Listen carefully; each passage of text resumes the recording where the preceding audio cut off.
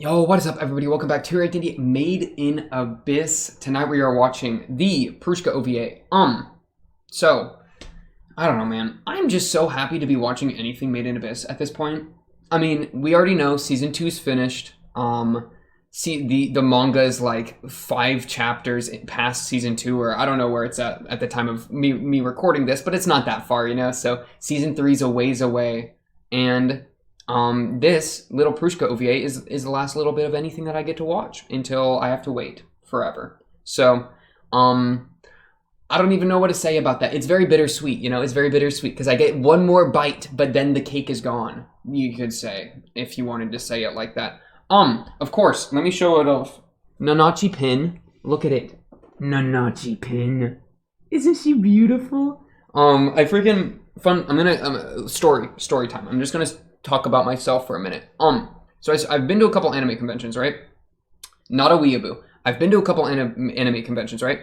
And every time I go, I freaking hunt like my life depends on it for anything Made in Abyss themed, right? Because I don't know why. Even when Season 2 was like currently airing and I was going, there was nothing. No cosplays, nothing in like the dealer's hall where like they sell, like artists will like sell stuff. No merch, no pins, no buttons, no posters. And I kept looking and just nothing. But finally, the one I most recently went to had one, and by one I mean 4, had 4 little buttons for freaking Nanachi, Riko, Reg, and Ozen. So I, of course, had to nab a Nanachi real quick. Almost grabbed the Reg and Riko as well, but I held myself off because your boy is a little bit low on the cash sometimes. Whoa, talk about it. But, so basically this was the end result of my many convention-long quest to find Made in Abyss merch, so that's cool. And now I get to show it off because this happened after I finished doing all the Season 2 stuff, so pog. This thing we're about to watch, on one hand, I'm excited because Prushka and I don't have the best relationship. I don't hate Prushka or anything, right? I appreciate Prushka to a degree. I just, Prushka's a whistle, okay? And Prushka was raised to be a whistle, okay? And so there's like, that's kind of like it in a lot of ways. And you could try to go deep into the Prushka lore, deep into Prushka character, and I totally love you for it. I'm totally here for it. But like I currently am not really feeling the Prushka juices, you know, to of course go back to Prushka juice, because why wouldn't that be brought up? So this little OVA, which I think is just fully Prushka themed, I've watched the first like 5 seconds of it just to make sure that it was indeed what I think it is, and it looks like it is Prushka themed. Hopefully this is going to be like a way to get me to appreciate some Prushka, you know, get some Prushka back in my life. I also just kind of love her name, Prushka. It's a very unique name. It's got a complete sidebar, but I really do like her name. But then after this, bro, 4 years, 3, 5 years, 7 years, how long until Season 3? I mean, hello, I want more, please? Okay, let's just watch the episode. Let's just watch the OVA. If I start doing this, you know it's time for me to actually watch the video. But at the same time, I don't want to click play because that means that I've started the last 6 minutes and 44 seconds of animated Made in Abyss content that I'm going to get for the next like 5 years. And I don't want to start it. You know, I want to like just hold it as like a rare figurine collectible. You leave it in the box. You don't unbox it. Me clicking play is unboxing the rare figurine, which decreases its value. But I gotta play with my figurine, you know? I want to actually give it a little test drive, i.e. me watching the video. That's crazy to me. What a beautiful analogy. He's out here. He's making beautiful analogies. Honestly, let's just jump into this episode. And hopefully enjoy it. Hopefully they're not doing anything evil, because again, Prushka, you know, knowing where Prushka went, it's not like, you know, it could go south, but we'll see. Maybe they'll be gentle with it. Let's get going though in 3, 2, 1, bam! And they get Looney Tunes with it, like, out the gate. That's just crazy to me. Prushka's first directional work? Good job, Prushka.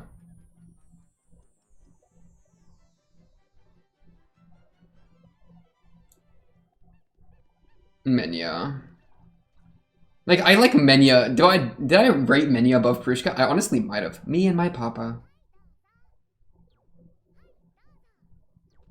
Bro, she's got like 70 whistles. That's wholesome.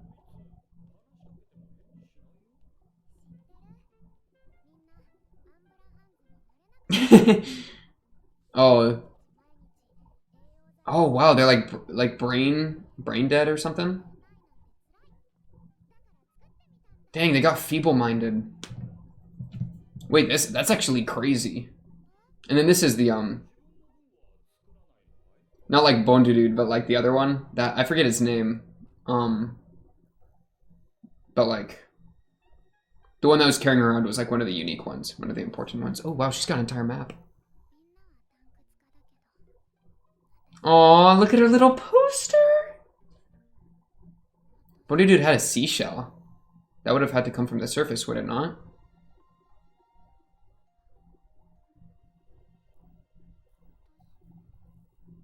What are you? Whoa, okay.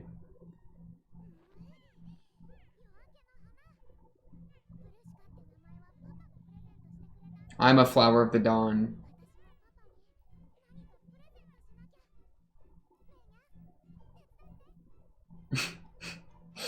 You don't have to make him anything because you're gonna be made into something, you know? You are the gift to him. Oh, you're cooking up a ration. Oh my goodness. Let's go. Okay, she sucked at that. Time to do something else. Crafting time. What you making? Wow, she's not a woods worker. Not a carpenter. She got a straight power drill. Ooh, what kind of tea leaves you got down here? And you spilled it on him. Bad move. No, Menyu's pooping in his mask. What was that abyssal monster? Oh, an idea. Oh, did you make him winter clothes? Making cute pajamas? Aw, little Menya plushie pajama.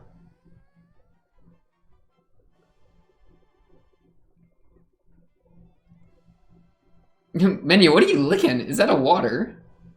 Why does it keep cutting there? Oh no, Menya. No! Not the paint.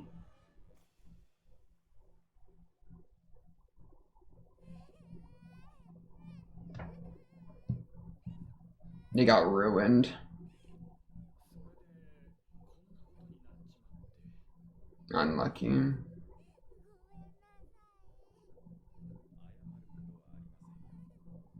Oh, I forgot how evil this guy is. I can't even... Hearing his voice is giving me PTSD. I can't. Oh, you're gonna sing to him? Oh, he's laying down.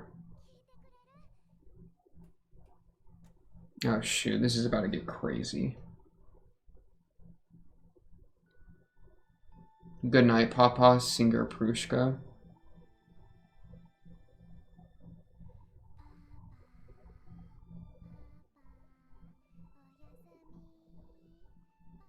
This poor girl got so hoed.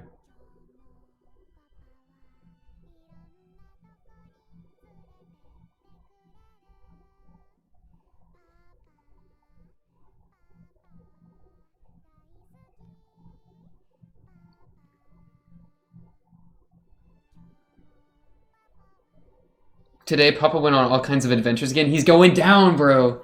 Going down in his... Going down to go, you know, say what's up to Balaf. That's crazy to me.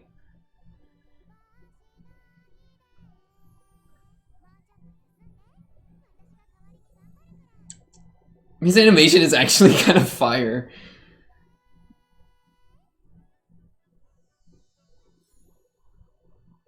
Oh, yeah.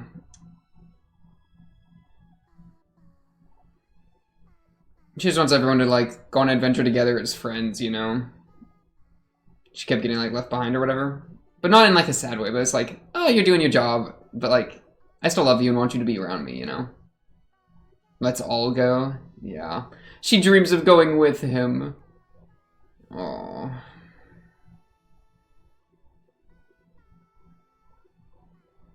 I mean, maybe... How hard would it be coping to, like... to see her dreams as having come true, like fully, and to not even see her as like a tragic character, but to see her as like having won and not having gotten hoed. Maybe she didn't get hoed because she's going on the adventure, you know. I don't know, man. But she got so hoed with the juice stuff. It's so hard to like rationalize through that, you know, or to think through that.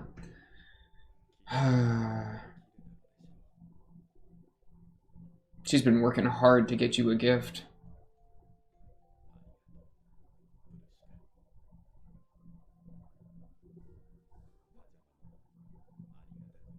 I never saw you wear those pajamas. You're not grateful. You're a monster. I will never forgive you. Thanks for everything you do, from Prushka. Oh, but he was wearing the whistle. That's... Oh, bye, Prushka. Wait. Oh, yeah. Like, all the mindless drones were wearing were still wearing the whistles, you know? The freaking paper mache whistles. But then she got juiced, turned into sludge within a canister, and thrown away, ejected. But only through her own dedication to Rico did she not just die there. It's just so... It's so hard. It's so brutal. This show is so brutal. Like, even this really fun, you know, like, oh, yeah, Prushka singing, yeah, no. Like, I actually really like this. Like, this makes me care about Prushka a lot more, because I feel like we didn't get to see, I don't know, I haven't watched the freaking Dawn of the Deep Soul, like, since I watched it, you know? So I am running fully off memory from many moons ago. But, like, I feel like we didn't really get to see a lot of Prushka actually loving him and loving, you know, the people. It was more so like, oh, she loved them, and she obviously loved them because she was crying whenever they got hurt and or died. On top of just, she's been living there her entire life, so of course she would love him. But, like, to actually see her, like, spend a couple minutes to just, you know, try her best at making little gifts for them and just doing things a kid would do for a parent that they love, or, like, a parental figure. It just makes it hurt more because she was used, right? Even if the love is genuine, she was still manipulated, you know? Like, I don't think anyone's really arguing that Bondadude is like a good person, or that Bondadude treated Prushka well, because he didn't. He treated her horribly. What makes it interesting is that he isn't just like a psychopathic monster that was faking it all and, like, you know, doing any of that. He actually cared about her, but at the same time, like, oh, love is OP, time to advance science, omega lol. I did really like the style though, like the coloring they did on this. I don't know, I just liked it. It was like, it still felt like Made in Abyss, like it looked like it, but I don't know how to even describe the coloring difference. It's just kind of more storybooky, I'd say. I was here for that for sure. So unlucky that she sucks at every single skill except making pajamas, and then Menya, the absolute maniac, just jumps into the paint can. Or, like, falls into the paint can. Menya, stop licking up the juices on the ceiling, man. I want to look at her map, actually. Can I get a good shot of her map? The map could be actually, like, a thing. Like, oh, it's not a seashell. I'm so dumb. It's his freaking hands. It's his freaking white whistle looks like... It looks like a seashell in this shot, bro. I was thinking, oh, why did she give Bondadude a seashell? Bro, Prushka, get better at art so I don't confuse your intertwined hand whistle for freaking seashells, okay? That's on you. I'm not taking the L for that one. Nope. Okay, give me your map. Okay. Yeah, I'm gonna be honest. This looks like a Super Mario map. I mean, she's like, there's depths here. 100, 300, 800, whatever. Oh yeah, and these are like the goblets that like Reg and Rico got hoed on, especially like when Rico got attacked by the Orbed Weaver, whatever the goblets of the giants or whatever that place is. That's this right here. And so I guess this is like an inverted forest, and then this is Orth at the top. So she's probably just running with information that's passed down from the people that like come through here and like the Umbra hands. Little crab monster. I think it might be a Crimson Splitjaw here. And then now we're in the city. Menya. Dude, the little chibi Menya is really cute as well. And then, of course, the freaking descending orb. That, again, where did the descending relic come from? Where did these relics even come from? I don't know. The mysteries, period. Chef Menya is, or Chef Prushka is perhaps the best thing to come out of this, I would say. I did like Chef Prushka. But man, I can't feel happy, you know? Even because I'm trying to say, I take the OVA seriously, you know, because it is kind of just a cutesy fun thing. But at the same time, it's showing Prushka like loving this guy and loving him so much. And I think he is genuinely appreciative of all of the gift, you know, the gift of the blue pajamas. But at the same time, he like it's like he loves them, but the sense of love and the sense of wanting to take care of them are completely separate. It's like, I don't know if I'm just gonna bring up Dr. Pepper as an analogy, because why wouldn't I? I love Dr. Pepper, right? Like, let's say I do. Let's say even Dr. Pepper becomes sentient, but I still love it and I still drink it and I'm killing it as I'm drinking it. It's like, oh, because it's like, do I love Dr. Pepper or do I love how Dr. Pepper tastes, you know? And so it's like, he's such a very peculiar character because he's just terrifying in that, yeah, I think he does love her, but... And to a degree, it almost feels like he loves her and for her dreams, you know? Because, I mean, think back to whenever he was, like, fighting Reg, and he was ejecting the cartridges, and he was like, oh, she dreamed of being a princess. Oh, she dreamed of a blank. I don't freaking know, blah, blah, blah. She wanted to be a whistle. I don't remember what they were exactly, but he remembers all these things because he cares about them. But him caring about them doesn't change his actions, you know? It's just he still purely uses them as a tool. Like, what level of, like, and it doesn't even feel like it's cognitively dissonant, because for him, I think that's just how his brain works, because he's been so twisted by the freaking, what's the name of the thing that has made him like a split, like, cloud bondude energy? I forget the name of it. The, like, big plant thing that Rico walked onto at that one point. It's like he's been twisted by these things of the abyss into this guy that just is almost non-human in some of the ways he thinks. Like, it's like this weird psychopathy. But it's not that he doesn't feel emotions, it's just that they're disconnected from the ways they would influence his actions. Or something. I don't even know. I have so much trouble trying to get into his headspace, man.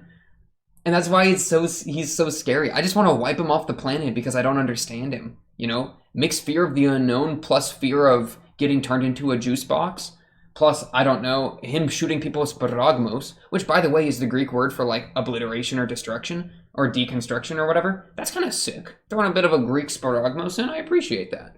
Point being, though, I'm just scared of him. And every time I see him, and every time he loves someone, it makes him even more peculiar to me. You know? And of course, I watch the Prushka OVA and start getting sucked back into, like, character analysis for these stupid monsters.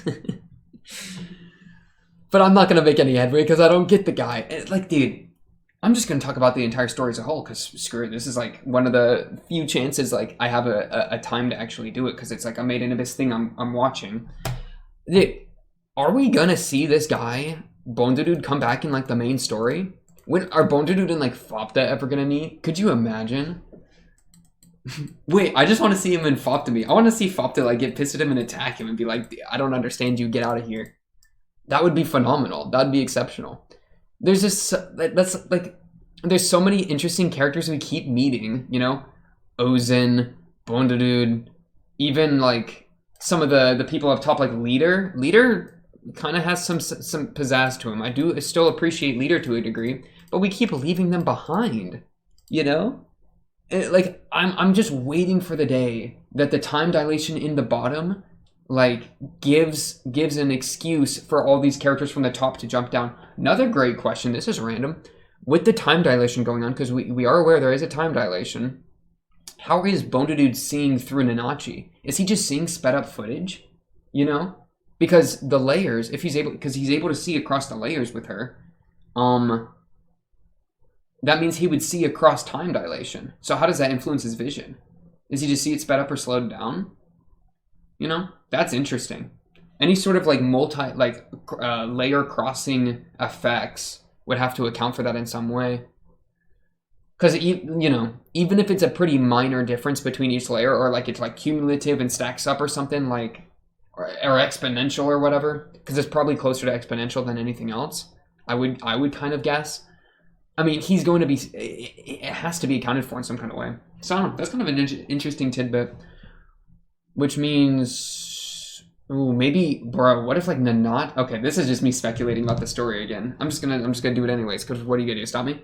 Bro, Nanachi sees like some secret of the abyss or whatever, and then Dude, like 3 layers above in the Ido front, sees it too, and is like, I want a piece of that action. And then he assembles divers and goes down and meets Rico and Regan, Fopta and Nanachi. I mean, there are ways in the story that, because Dude has that vision, that he could have an excuse to like meet with the main cast again.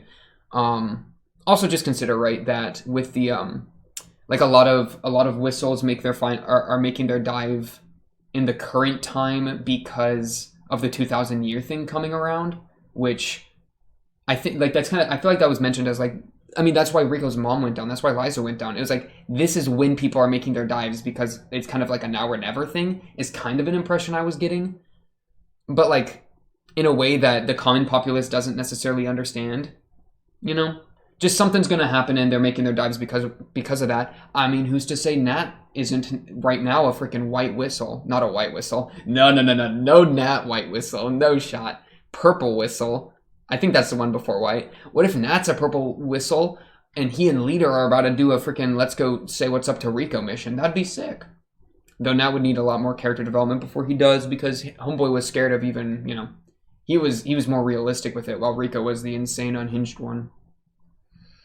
Yeah, I just want to see all these characters meet up. I just want to see like when we are in the moment of absolute like pain and suffering beyond belief, the lowest low, even accounting for all the lows we've had up to this point, for freaking Ozen, Dude, Nat, Leader, Maruk to show up in grown-up forms or whatever, that'd be so sick.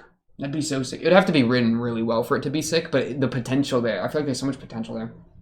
Or maybe that's missing the point. Maybe the point is that to delve deep into whatever we're delving deep into, maybe it's the psyche, maybe it's like the sins of humanity, maybe it's the hard truths of the world or whatever, but maybe in diving deep, you have to abandon the people you know, right? And that never seeing them again, because you've descended and they have not, never seeing them again is like part of the process. And therefore, like us leaving Maruk, us leaving Nat, us leaving Ozen, us leaving Dude even, are like, are like something that isn't going to be fixed, but rather that's like the entire point. I can see both. I guess that's probably gonna be the end of this episode, huh? I'm definitely gonna, I don't know if I said this, I've done like 2 takes of the intro, honestly, but I'll say it again just in case. I'm currently reading through the manga. I'm going to read up to the point of where season 2 ended. Probably I'm not going to continue past that, but we'll see. And because just to kind of read it in the original format, you know, I like the story enough that I think it's worth seeing whatever they cut, seeing kind of however. Also, the art's just really good. Some of the art panels are really fire. Though there are a lot of panels of Rico in her underwear, which I'm not a huge fan of, quite frankly. I mean, the anime is sus enough, but like the manga takes it a step higher in a couple ways, which is unfortunate. But you know, it's the suffering necessary to enjoy this show, I guess. Point being, though, might make a video on that at some point. Let me know if you're interested. Might also make a video on the differences between the sub and the dub of season 1 and season 2, because I've heard Reg's voice, I've heard Rico's voice, I've heard a little bit of Nanachi's voice, and I've heard Fopta's voice. Fopta's voice I'm here for. I actually like Fopta's English dub. It's kind of a different take on the character. I won't go into like a full analysis here. I think out of all the dubs I've heard, Fopta's my favorite for the English. But man, Reg and Rico, I can't do it. I'll have to re-listen to it, but like potentially might make a video on discussing those differences. Let me know if you're interested in that as well. Because the more people are interested, the more people want to hear that, the more likely I'll actually do it, right? But yeah, that'll probably leave it for this episode. This wonderful little Prushka OVA Papato Issho. Poor girl. I do like Prushka a little more coming out of this. I appreciate that we actually got to see Prushka loving Boulder Dude. And also, it's just cute, fun Looney Tunes animation. So, you know, what's there not to love? What's there not to love? Also, brain dead, failed Umbra hands. That's a terrifying thought. So, thanks for adding even more horror to the land of the Ido front. But yeah, that'll do it for this episode. The OVA of Made in Abyss. On to the next in like 4 years or whatever, or the frickin' if I end up making one of those videos that I discussed. But until then, until the next whatever, if you like the video, subscribe. If you're new, if you made it all the way to the end, I do appreciate it. Not that many people do, you know, like 8% or whatever. So I got the analytics, I can see them, and if you're one of them, I really do appreciate it. Of course, comment down below if you have anything to say. Join the Discord if you want to talk to me there. Always listening, always trying to read that, as long as it's not too spoilerly. Not that you could really even spoil this show, because I'm pretty much almost fully caught up to the series as a whole, so that's crazy to me. But yeah, on to the next. I'll be seeing you then. Peace.